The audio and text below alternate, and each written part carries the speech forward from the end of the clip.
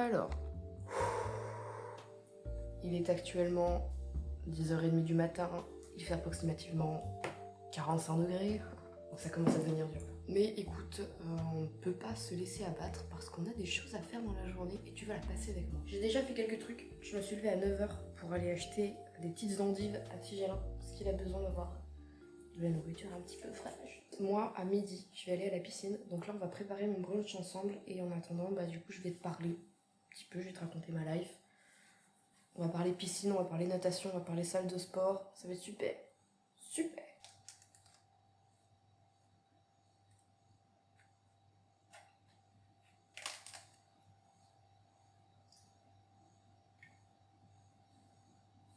On va manger. On va manger.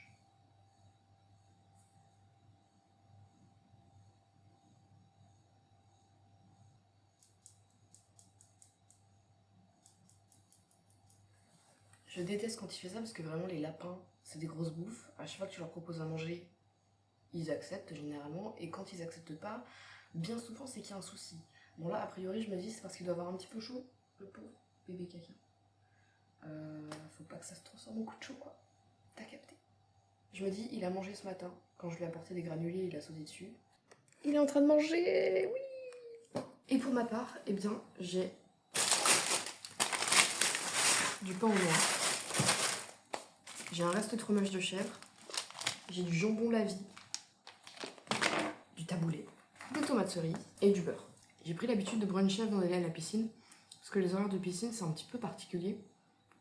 Aujourd'hui elle ouvre à midi, du coup je vais y aller pour midi. J'ai pas envie d'y aller à jeun et j'ai pas envie d'y aller le ventre plein avec un repas, un vrai repas, surtout que j'arrive pas à manger avant midi.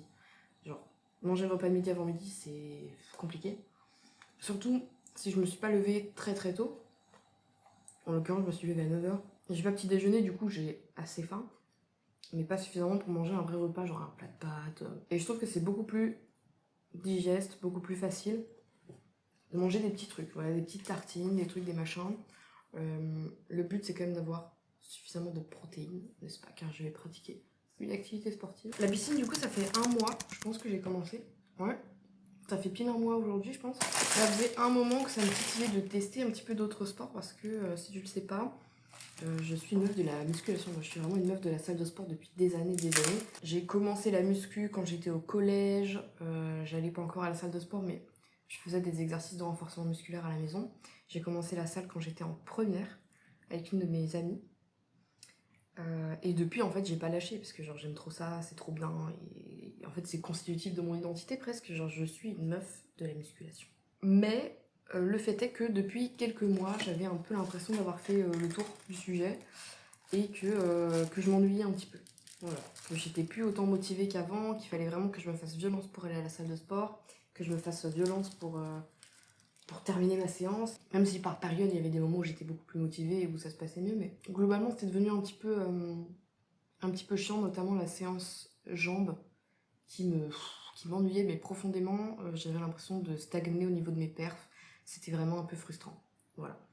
Et là, depuis mon déménagement, j'ai plus de salle de sport à proximité immédiate de chez moi. Donc j'avais encore la possibilité de continuer d'aller à la salle de sport que je fréquentais avant quand j'étais chez mes parents, mais ça me faisait environ 20 minutes de vélo. C'est beaucoup trop.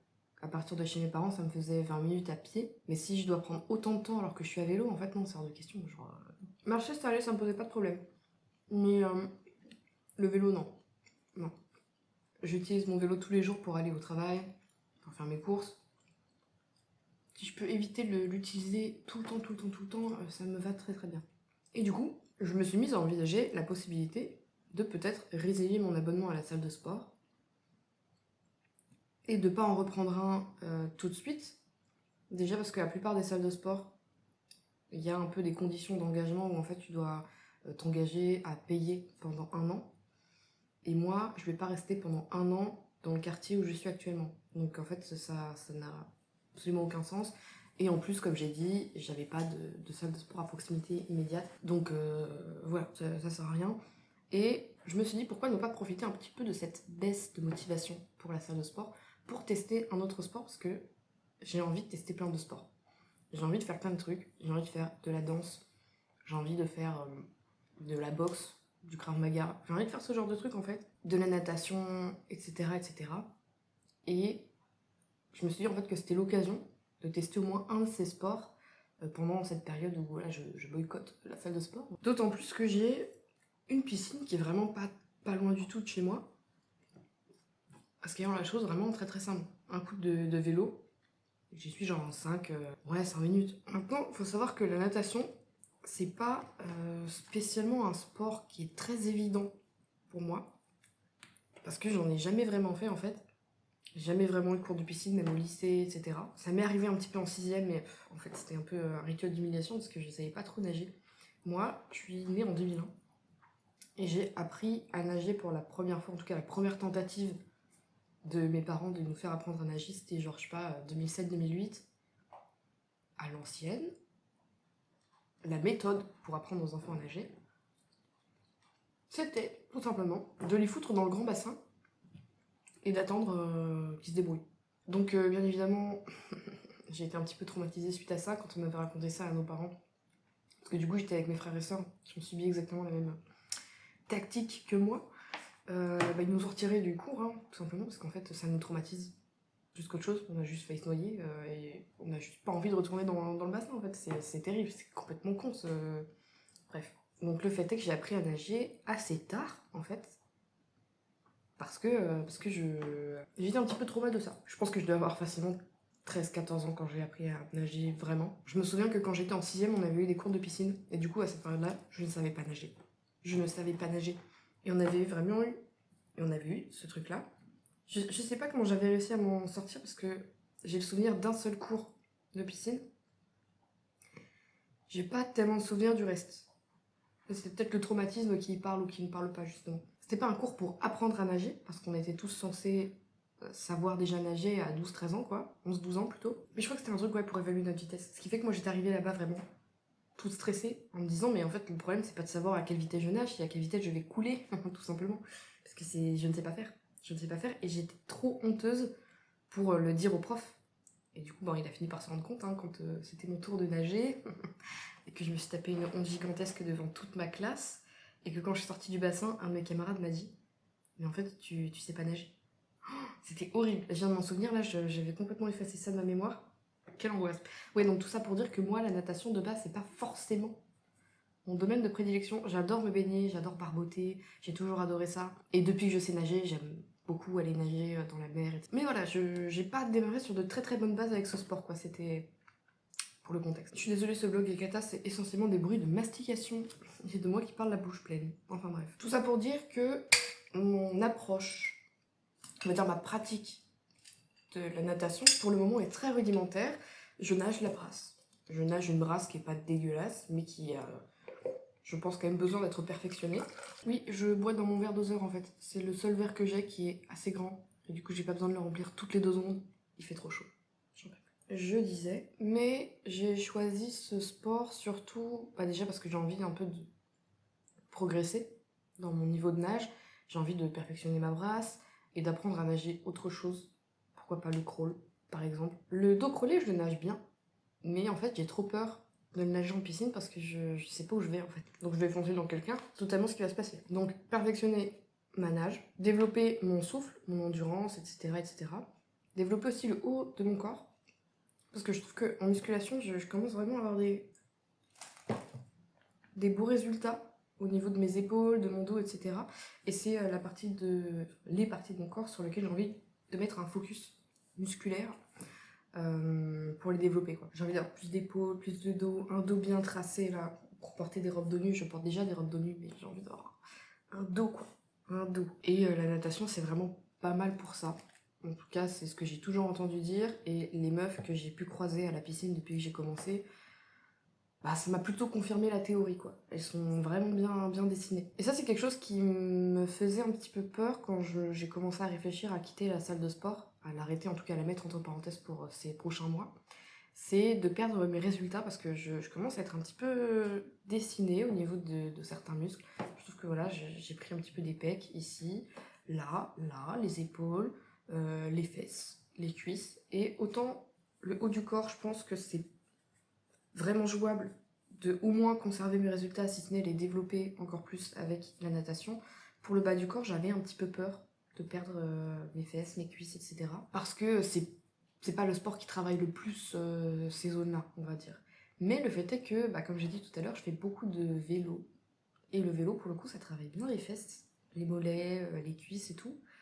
Et je pense que ça peut faire un bon complément. Et j'en avais également parlé à du coup mon amie qui faisait de la musculation avec moi au lycée, qui est toujours vraiment dans ce truc-là de muscu, elle aussi, c'est un truc qu'elle a pas lâché. Et elle m'avait expliqué qu'elle, à un moment donné, elle avait aussi un peu arrêté la musculation, qu'elle avait mis le sport entre parenthèses, et qu'en fait, avec la mémoire musculaire, elle n'avait pas perdu tant que ça, et surtout, ça n'avait pas été très très compliqué de reprendre. Donc après, tous les corps sont différents, peut-être que ce qui fonctionne sur elle fonctionnera pas sur moi, mais on verra bien, d'autant plus que dans le sport, c'est hyper important les résultats, en tout cas moi je trouve que c'est hyper important pour moi, c'est quelque chose qui me motive énormément, mais c'est aussi important de kiffer. Les résultats, le corps que le sport te fait, c'est un avantage, mais c'est pas forcément, je pense pas que ça doive être la raison unique pour laquelle tu pratiques un sport. Si je reste à faire de la musculation juste parce que j'ai envie de garder des grosses fesses, pas sûr de réussir à tenir sur le long terme en fait. En plus, le fait est que ça fait du coup un petit peu plus d'un mois que j'ai pas mis les pieds à la salle de sport. Je sais pas si un mois c'est suffisant pour qu'on voit des résultats à la baisse, genre pour qu'on voit que j'ai perdu du muscle ou quoi que ce soit. En tout cas, j'ai pas l'impression que ce soit le cas. Je me sens toujours très très bien parce que en même temps j'ai quand même une activité physique très très régulière avec le vélo, avec la piscine, etc. Et j'ai ajouté à mon quotidien 2 habitudes, de faire du stretching et des exercices de mobilité quand je me réveille le matin. Et autre chose, j'ai commencé à faire du stomach vacuum, chose que je n'arrivais pas du tout à faire avant. Et là, je trouve que je date ça. Et oui, ça marche vraiment. Le stomach vacuum, j'ai vraiment l'impression, au niveau de mon ventre, d'être beaucoup plus dessiné, beaucoup moins gonflé. C'est trop bien.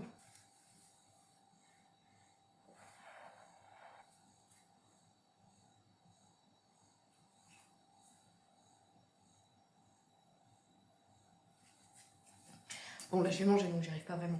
Mais le fait est que j'ai l'impression d'avoir quand même la taille un petit peu plus dessinée. Donc ouais, pour le moment, ça se passe bien au niveau de mon corps, je me sens pas mal du tout, je suis très bien. Je suis en transition végane. Du coup, je suis passée au yaourt végétal. J'arrête tout ce qui est lait de vache, etc. Et je t'envoie un coup de cœur sur le Alpro à la vanille. Incroyable. Incroyable. J'en ai pas retrouvé hier quand j'ai fait mes courses. Il y avait que du Alpro à la mangue. J'ai hâte de goûter. J'ai goûté le nature aussi. C'est pas ma cam. C'est pas ma cam. Il y a une petite pointe d'acidité dont je suis pas nécessairement super fan. J'étais habituée au yaourt grec et tout, lait de vache, etc. C'est des trucs qui sont hyper hyper doux. Donc forcément c'est différent, ça n'a pas le même goût. C'est normal. Mais en tout cas, parfumer la vanille, c'est un banger. J'ai des fraises aussi. Je mange des choses de la grande bourgeoisie. Je fais toutes mes courses avec ma carte resto, ce qui fait que je mange extrêmement bien. Ça va être un peu compliqué quand j'aurai plus de carte resto, que j'aurai pris des habitudes de bourgeoise.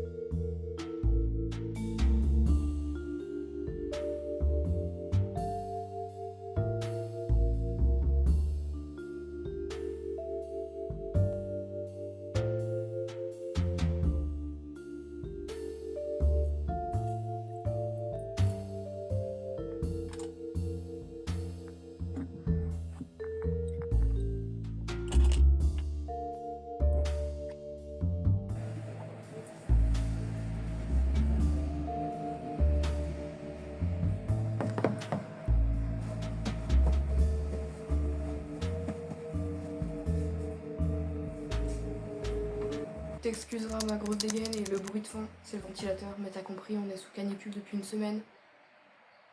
Voilà, je fais comme je peux. Ouais, j'avais encore quelques trucs à dire sur le fait de sortir de sa zone de confort, de démarrer une nouvelle activité, de sauter un peu dans un truc qu'on connaît pas du tout. Et en plus de faire ça toute seule. Parce qu'en fait, moi j'ai l'habitude d'être toute seule, c'est quelque chose que j'apprécie beaucoup. Je me suffis très bien de ma propre compagnie. peut-être un petit peu trop parfois. Donc j'ai l'habitude de faire des trucs toute seule, de passer mes journées toute seule, de sortir toute seule, d'aller faire des activités toute seule. La musculation, c'est un sport que j'ai pratiqué toute seule pendant longtemps, même si au tout départ, quand je me suis inscrite dans une salle de sport pour la première fois, c'était avec mon ami dont je t'ai parlé tout à l'heure, donc on faisait ça à deux.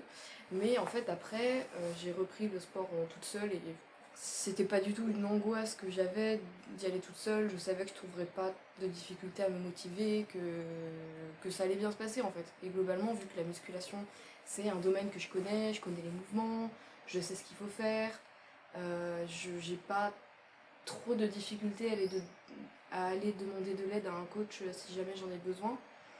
Donc c'était pas du tout une angoisse quand j'ai repris la muscu toute seule quoi. Et pareil, là si j'avais dû recommencer dans une nouvelle salle de sport, ça aurait pas du tout été un sujet en fait.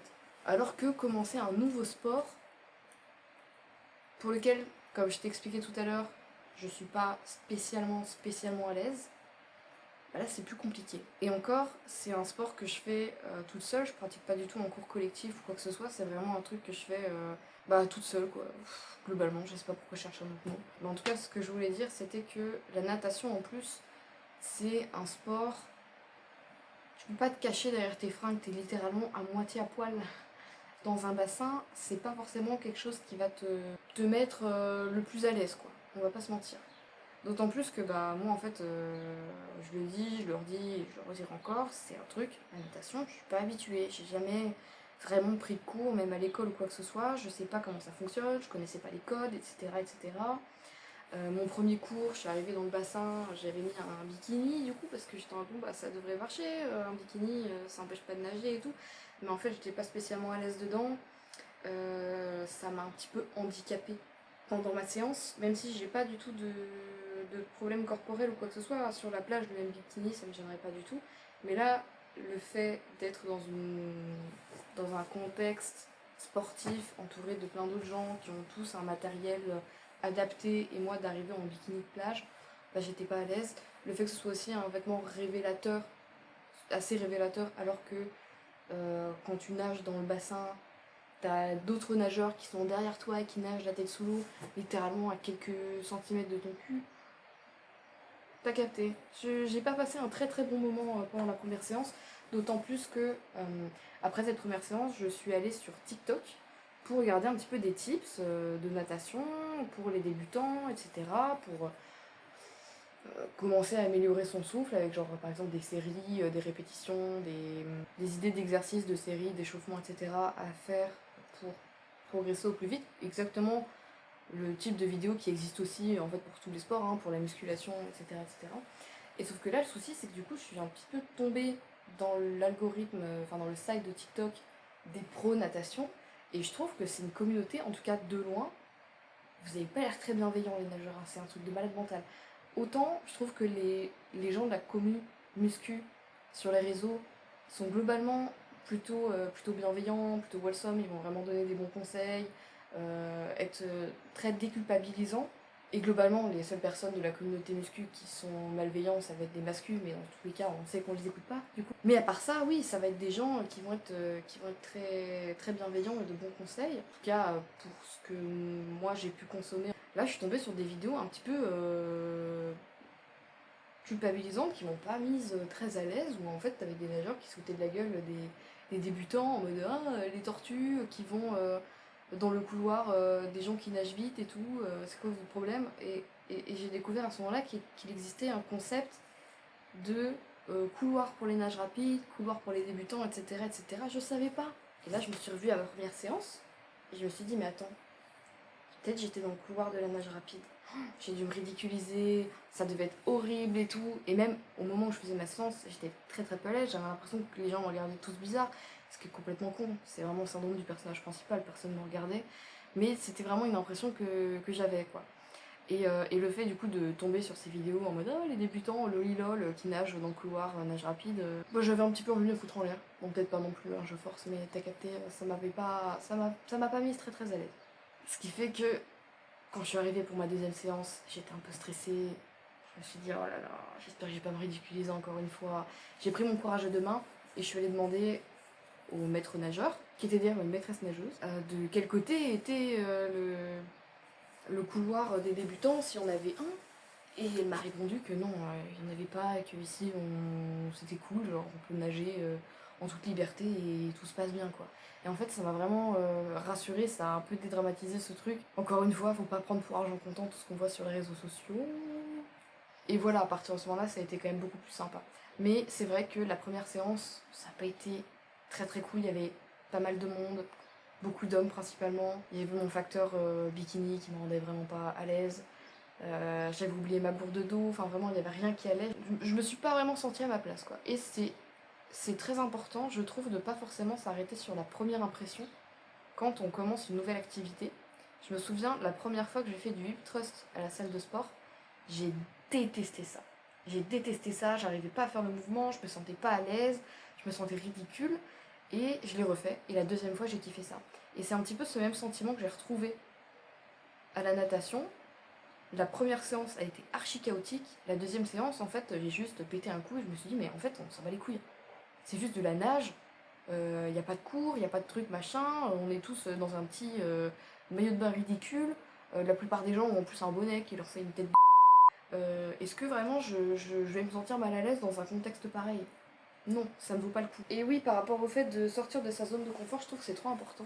Parce qu'en fait, il y a toujours un moment où tu as fait le tour du sujet. Ce que j'essaie de dire, c'est que les trucs que tu mets en place à un certain moment dans ta vie, et qui sont des marches pour toi, des trucs qui sont un petit peu parfois compliqués, un peu tricky à mettre en place, bah en fait, au fur et à mesure du temps, ça devient quelque chose d'évident et qui est complètement rentré dans ton mode de vie, dans ton quotidien, et qui est vraiment une normalité. Et cette chose qui, un jour, t'a fait sortir de ta zone de confort, bah ça finit par devenir ta zone de confort, et je trouve que c'est important de savoir en sortir à nouveau. Et en fait, quand tu sens que quelque chose t'ennuie, je pense qu'il faut pas avoir peur de passer au chapitre suivant en fait. Voilà, voilà, bah écoute, je crois que j'ai un petit peu fait le tour du sujet. J'espère que ce format un peu hybride entre le vlog et le facecam, ça t'aura plu et que ça t'aura parlé, que ça t'aura peut-être donné envie de commencer un nouveau sport. Pourquoi pas la natation, par cette chaleur, ça peut avoir son sens. Je te fais de gros bisous et on se retrouve très prochainement pour une autre vidéo. Oublie pas de t'hydrater, très important.